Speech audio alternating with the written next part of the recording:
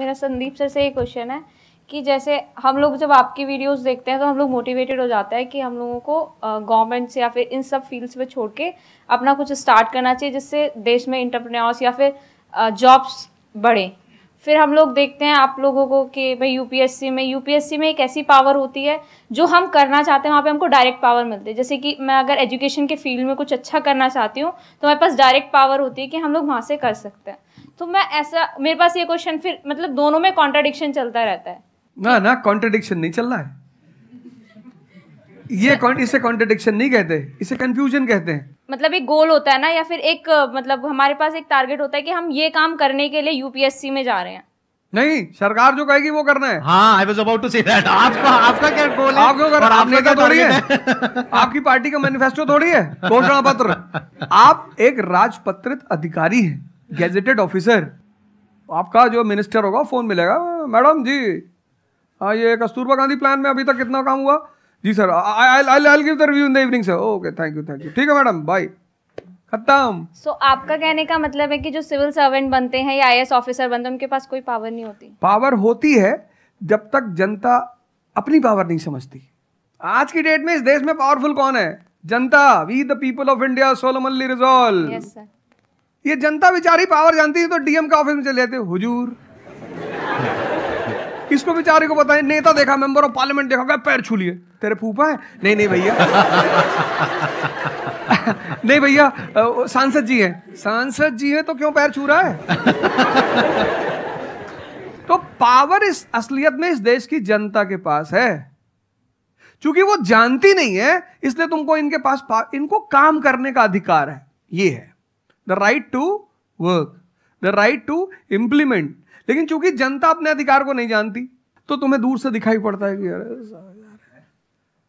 आप बेटा कंफ्यूजन से बाहर आओ, ठीक है? और ग्लैमर मत देखो। आप बेसिकली पावर नहीं देख रहे हो, आप ग्लैमर देख रहे हो। आपको जो करना है उसको डिसाइड कर लो आप, और उस रास्ते पे आगे बढ़ो कि आप कल किसी भी फील्ड के मुकेश अंबानी बन जाओ, अडानी बन जाओ, वॉरेन बफेट बन जाओ, बिल गेट्स बन जाओ। इस रास्ते पे जाओ। Thank you sir. मैं यहाँ पे थोड़ा सा ऐड करता हूँ कि जो आपने बोला ना कि ये कॉन्ट्रडिक्शन है, सबसे पहले तो जो सर ने बोला कि ये कोई कॉन्ट्रडिक्शन नहीं है, ये कंफ्यूजन है, बिल्कुल सही बात है। अब कंफ्यूजन क्या है, उसकी जड़ क्या है? आप क्या कर रहे हो, आप बस हम लोगों की बातें सुन रहे हो। यहां से मैंने कुछ बोला, इन्होंने कुछ बोला, दोनों अलग अलग स्टैंड पॉइंट है। मतलब इस दुनिया में आर्ट्स भी है, साइंस भी है, कॉमर्स भी है। अब आप कहोगे अब तीनों में कॉन्ट्रडिक्शन है। अरे कॉन्ट्रडिक्शन नहीं है, अलग अलग लोगों के लिए अलग अलग स्ट्रीम्स है। डिपेंड्स अपॉन कि आपकी प्रेफरेंस क्या है, आपकी प्रायोरिटीज क्या है। तो आपको तीन चीजें देखनी पड़ेंगी, एक अपना पास्ट, अपना प्रेजेंट और अपना फ्यूचर।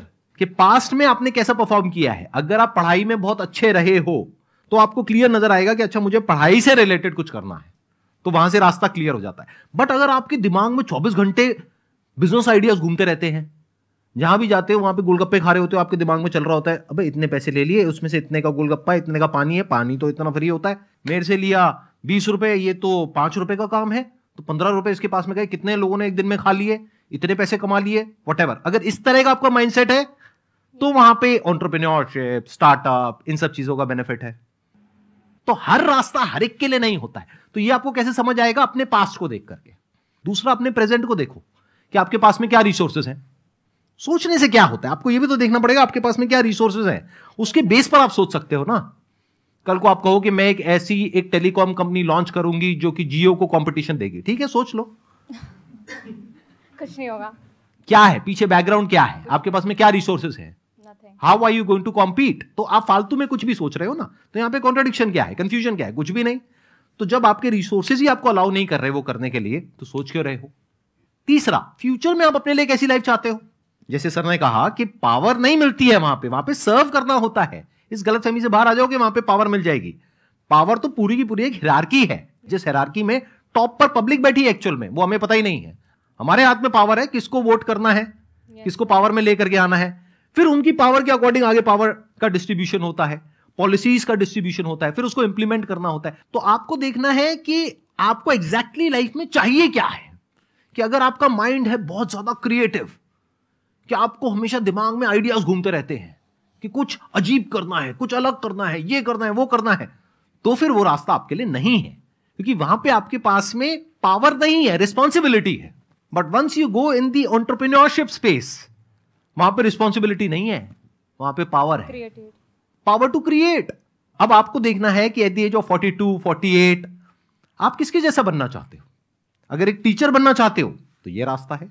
उसके अलावा जिन्होंने यूपीएससी को क्रैक किया है उन लोगों को आप लाइफस्टाइल देख सकते हो। वैसे बनना चाहते हो, बहुत बढ़िया। मेरे जैसा बनना चाहते हो, बहुत बढ़िया। किसी और के जैसा बनना चाहते हो, बहुत बढ़िया। बट किस बेस पर? अपनी पर्सनालिटी को देखो ना, क्या लाइन हो रहा है।